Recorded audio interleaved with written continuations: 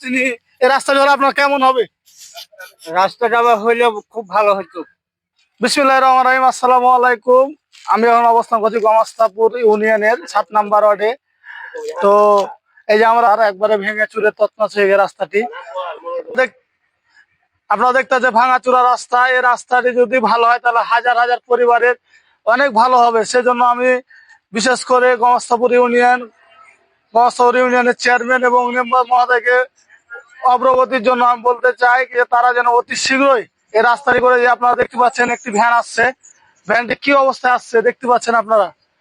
যদি এমন রাস্তা হয় বলবো তিনি এই রাস্তাটি হলে আপনার কেমন হবে? রাস্তাটা আবার হইলে খুব ভালো হতো।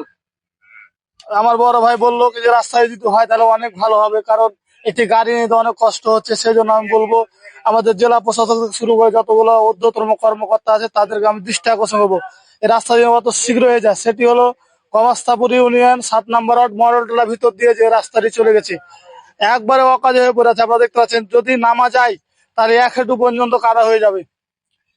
চাচা তিনি বলছেন কি যে রাস্তাটি হলে কেমন হবে? হ্যাঁ, রাস্তাটা হলে খুব ভালো হবে। খুব আছি, আমরা ব্যস্ত আছি রাস্তা নিয়ে, রাস্তাটা হাঁটতে পাই না, তো আমরা রাস্তাটা যেন ভালো করে পাই।